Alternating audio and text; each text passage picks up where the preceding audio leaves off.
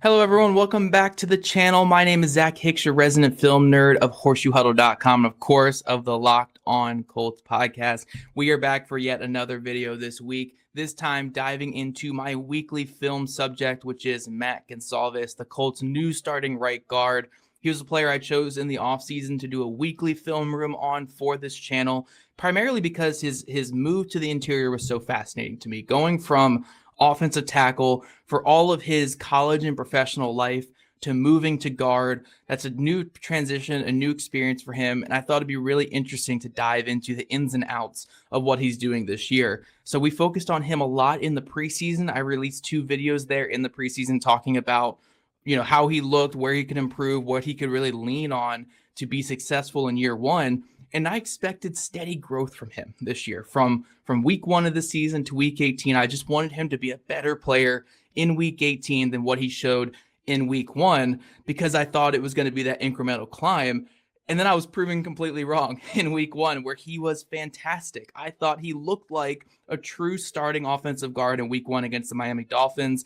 And I was over the moon with how he played. You guys will hear my excitement in this video, where every single block I'm on the edge of my seat, just pumped up. Like, offensive line play gets me going, man. I love it so much. And seeing a player like Goncalves with his background diving into this film and seeing what he was able to do, I'm so impressed with him. You're going to hear the word impressed quite a bit throughout this video, but man, what a showing from Matt Goncalves in this game. I am pumped to release this video for you guys, and I hope you enjoy it. And I'm hoping going forward we see more of this from Matt Goncalves, because this was one heck of a start, even for me, someone who is very optimistic about him this season. All right, guys, so without further ado, let's dive into a couple of these Matt Goncalves clips from week 1. Most of these are going to be pass blocking clips, but there is a couple run blocking in here as well. But I was so impressed with this player. I know I said in the intro that, but so impressed. But this is actually one of our few semi-negative type of clips from this game. I think everything else is going to be very, very positive for him. But we'll go through this one here against Jaelan Phillips. The Dolphins are bringing pressure off this side, and they're going to slant their defensive line. So Jaelan Phillips is going to be attacking Matt Goncalves, and Matt Goncalves is going to be our Gilligan's Island offensive guard here. So he's going to be one-on-one with a speedy edge rusher. And we're going to talk about the dangers of the two-hand punch that the Colts teach their interior offensive linemen to operate from, because here we see Goncalves extending with those 2 hands. He's going to try to make that first contact and disrupt the pass rusher. But when you're going against a speedy pass rusher like Phillips, you really leave yourself susceptible to the 2-hand swipe. So that little quick swipe there, I guess it's just a 1-hand swipe and over move from Phillips, but that little swipe from Phillips creates a lot of separation because that 2-hand punch misses. So again, this is kind of the dangers with 2-hand punches. This is why I prefer more independent punches. Punch with that left hand, and you can kind of control the blocker there, and you have your right hand free. The Colts teach 2-hand punch, and with that, you get a little bit of a lunge. And now Goncalves is having to reel and try to win this rep from a disadvantage here on the interior. But I like what he does and how he recovers. He's not a Tanner Bortolini or even a Quentin Nelson level athlete to where he's going to be able to beat the guy to the spot. He's going to be able to shuffle in front and really keep this sound block. So he does what he can as a longer, bigger offensive guard, which is just get a hand on the side of the defender and run him out of the play. You have a quarterback who can move back there. Quarterbacks are not completely stationary. Daniel Jones can obviously move in the backfield. So as long as Goncalves understands that and says, hey, I can just get my body between my defender and the quarterback, it's okay to just run him out the side of the pocket. So I'm not going to call this a win for Goncalves at all. It's actually, I think, the one pressure that he gave up in this game. But I do like the recovery here from whiffing on the 2-hand punch. This is what the Dolphins are trying to get. They're trying to get that clean win on the interior against a new starter on the inside of the offensive line. And Goncalves does get beat pretty clean, but that recovery is pretty impressive just to run the guy out of the pocket, give Daniel Jones a position to step into the throw and get the ball out and keep the offense moving. So for this to be your lone negative play in a game kind of speaks to how good of a game you had, because while this is not a perfect rep by any means, this is essential in terms of what I call winning ugly. Sometimes in the NFL as an offensive lineman, you got to win ugly. And as long as you can provide that space for your quarterback, it doesn't matter how sexy the rep looks. As long as you can get that space and allow your quarterback to get that ball out of his hands, you're doing your job as an offensive lineman. So certainly something that Tony Sparano Jr. is going to be talking with Goncalves this week, especially when he's in these situations against pass rushers like Phillips in the future. Maybe you want to be a little bit more like shading to the inside here. Don't give that much space. I don't really like that separation there, and that's why Phillips is able to get so much room here as that when he's on that island with Goncalves. But I think overall, just that ability to recover and give Daniel Jones the space to throw the ball makes this a perfectly fine rep in a nutshell. Like, again, not perfect, but could be much worse. Could have been a sack on the play. But after that, it was pretty much locked down for Goncalves on the interior of this offensive line. He was utilizing jump sets. He was attacking players. He was being physical. His eyes were perfect. And I think this one here, we're going to get play action. And as you guys know, when we talk play action, we want to get those jump sets from the interior offensive line, especially for Goncalves, because he is so good on these jump sets. So again, watch these feet. We talk about these feet on these jump sets quite a bit on this channel. Watch him pitter-patter up, and now he's making contact way up here. And this guy just, like, he's barely able to get out of his stance before Goncalves is on top of him. There's no room to make a move. There's no room to try to disengage, because before this guy is even out of his stance, Goncalves is in his chest plate, hands inside. There's just nowhere to go from here. And now this defensive tackle is working from a disadvantage the rest of the rep. He has to disengage now rather than winning before that first contact is made. So the core tenets of this pass blocking system the Colts operate from are making that first significant contact. And when you're jump setting like Goncalves is here, you're getting that first significant contact. You're getting those hands inside on the chest plate. Now all Goncalves has to do is ride out the rep here and just fight through the hand fighting. Left hand is a little bit too high. It's a little bit on that outside shoulder, but right hand has control of the shoulder pad inside. So even as this arm is lifted, left arm is lifted, right hand is controlling the rep, guiding the defensive tackle away from the quarterback and staying in between the quarterback and the defender. And we're able to get that win to generate the big pass down the field. But again, this entire rep is won at the snap with this jump set, with the quick feet, pitter-patter, staying very square at the point of attack and getting those hands inside. The rep is won right here. Like, it's going to take a lot for any defensive tackle to win this rep when you're in this situation to start the play. So excellent beginning of this play by Matt Goncalves. Again, we maybe want to work that left hand. You want to circle it back inside. But for the most part, this is a great rep. We're able to control the block, stay on top of it, and able to get that win. This is just great stuff from Matt Goncalves in this showing right here.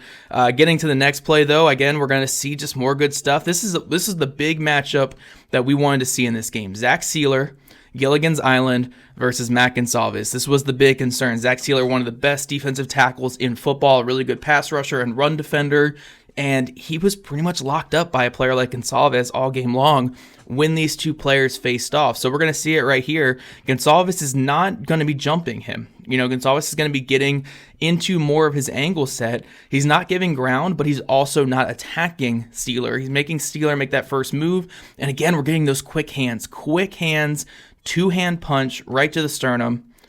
Boom, right there. He's making that contact. And again, we're in this situation where when you're making this type of contact here, it is hard for a defensive tackle to disengage, especially against a 6'6", 330-pound guard. If you are making this kind of contact early, it's going to be tough for anyone to disengage. So even as he gives up some ground here, I really like this next move that we see from Goncalves, where he slides him out of that rush lane and he's guiding him away from the quarterback. So this is key for any offensive lineman, but especially for interior offensive linemen, is any time that you can get a pass rusher off his rush lane and create that escape lane for your quarterback, you got to take that as a passer, as a blocker, because in the NFL, pressure is coming at all times. You never know when your quarterback needs to escape. So if a pass rusher wants to come off of his rush lane, keep guiding him off of that. If you can run him out of his rush lane. So the second that Sieler wants to go inside instead of trying to just work him, like work your feet back here and just stay in front of him, guide him away, guide him out of that rush lane, and give Daniel Jones not only the throwing lane but the running lane to get out of there if he has to. So we see him just guide him into Tanner Bortolini, drive him out of the rush lane, and Jones is able to step up into that free opening there, step into this pass, and deliver it down the field to Michael Pittman Jr. So again, this is a great rep from Matt Goncalves against a really good defensive tackle in Zach Sieler. And we want to just go through this play again where, look, we're looking at the angle set, chopping those feet and staying square, winning with that two-hand punch inside to start the play, and then guiding the pass rusher out of the rush lane. Really good stuff. Really good stuff. And again, I'm just so impressed by his performance in this game. And we're only halfway through this video, so we have even more. We're going to get another jump set here. And again, look at the feet. Look at the feet. Look at the pitter-patter. We're going to step up, 2 quick steps to get up there. Hands inside, up square. Again, we're losing the leverage here, but because you have the hands inside, because the feet are square, because the head is up, it's okay to lose that leverage. You don't always have to win the leverage outright. Hands are inside. Look at the hands here. Right hand right there in the chest. Left hand, again, a little bit high, but we can rework that back inside if we have to. And he's just controlling the rep. So even as the guy's trying to break the hands, right hand is in that chest plate. It's on top of it, moving his feet with the pass rusher and able to guide him. That pass rusher is full on leaning here, trying to get around. He's unable to get under that right hand that is just locked into place. So again, with Goncalves, we are seeing that he's winning these reps so quick because right here, it's over. It's over. You're not getting around a 6'6", 330-pound guard when he has you in this position, unless you are among the best players in football. And we even saw with Zach Sieler, it was tough for him to win in that situation. So this is the key for Goncalves all year in pass protection, in my opinion, is win the rep as early as possible. Get hands on, stay square, hands inside, and we have a great chance to win every single rep. And we are seeing, like, even here, he's getting a bit stood up. He's not in the greatest position, but because that right hand is on that chest plate, because the feet are wide, he's able to weather any kind of storm, stay on top of it, and do his thing. So another great rep from him. I'm loving the jump sets. We talked about it all preseason long, that the key for him this year was going to be aggressive as a pass blocker, get those jump sets out there and get on defensive tackles in a hurry. And we're seeing it in this game. The Colts running a 39% play action offense certainly helped him get into those jump sets, because you can do jump sets more to sell that play action, that run fake a little bit better as an offense. But another great bit of play right there from Goncalves, man. You guys can tell I'm excited here watching this one. Really, really fun stuff. But now these next 2 clips are probably his best 2 clips I've seen from him in my entire time scouting him. From when I scouted him as a college prospect to what I saw last year as a tackle to now looking as a guard, because I think outside of just being physically talented as an offensive lineman, the most important thing you can have is good eyes. Keep that head up and good eyes. And we saw a couple times in the preseason that he would drop his head and miss some stunts, or drop his head and miss some things that he shouldn't be missing. But look at his eyes here. Look at his eyes. He is half man right here on the interior, on the defensive lineman. So as this defensive tackle is slanting into that gap right there with the slide going to the right, he's going to be half man. So he's just going to be getting this shoulder of the defensive tackle and guiding him into Tanner Bortolini. So as he does that, he's getting his eyes up. He's getting his eyes up for any other loopers, any other twists. And what he notices here is this guy coming over the top. He notices this pass rusher coming over the top and looping behind the slanting defensive line. And Matt Goncalves actually gave an interview this week after the game saying that he was trying to yell to Braden Smith to get out there. Hey, pass your guy off and get out to this guy. But Smith taking a very, very aggressive pass blocking angle here against the defensive end. Goncalves kind of realized alongside Smith that he's just not getting off that block. He's not going to be in the angle to get off that block and get back to this guy. So rather than just doing what his job is and staying sound and staying on that, he calls an audible, essentially. You see an audible from your offensive lineman where he's saying, hey, Smith can't get off his guy. He's not going to get there. I need to replace Braden Smith here and get to that man. And he's able to get his hand on the shoulder of the pass rusher, drive him out of the play, give that space for Daniel Jones, and Jones nearly throws an interception. But again, this is such a great play from Matt Goncalves. Just the ability to recognize that blitz, keep your head up, and replace your offensive tackle who was in a bad situation to adjust. This is great stuff. And the thing is, too, it's no fluke. This was not a fluke play because we're about to get to the next play. And lo and behold, we see the exact same thing happen. We're playing half man. The slide is to the right. So Goncalves is just going to punch the shoulder here of this defensive tackle, secure that block for Tanner Bortolini. And once he secures that block, he's going to jump back out here because he sees this twisting and blitzing linebacker. So he's coming out here to help because Braden Smith is engaged with the face-up man. He's in man blocking because the guy is face-up on him. So Braden Smith is locked in.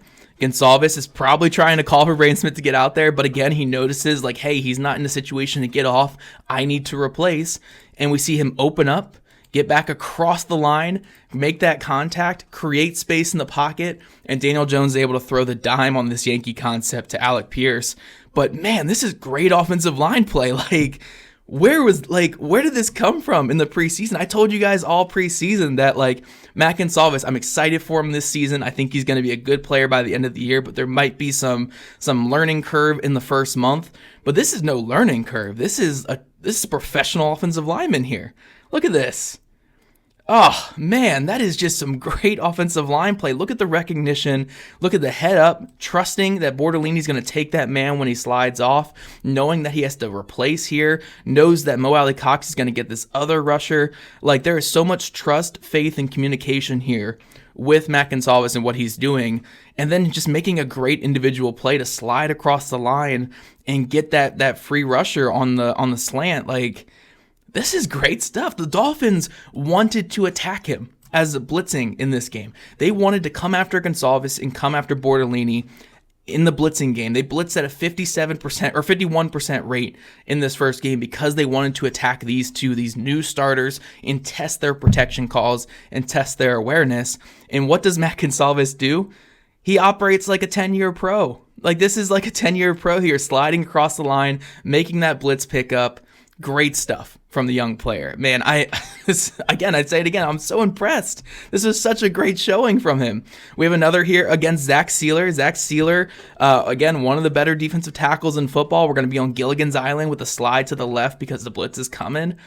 And what do we see from Goncalves? He's going to be establishing inside. I like that he's closing that gap a little bit more. That's probably my biggest concern still, is that gap between him and the center, but he's closing that a little bit more, playing that inside shoulder, getting those hands inside. Look at the right hand getting inside there.